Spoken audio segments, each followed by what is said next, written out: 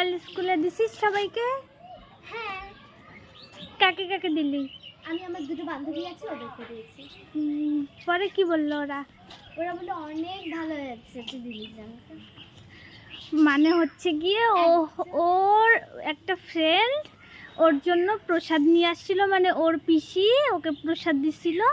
পরে ও আইসে একে দিছে আর কি, আমার বোনকে দিল। দিয়ে পরে এর তো মন খারাপ, পরে আবার এর পিসিকে ফোন করে বলছে প্রসাদ নিয়ে আসতে। পরে এর পিসি আবার প্রসাদ নিয়ে আসলো। তারপরে আজকে আবার ওদের সাথে শেয়ার করলো।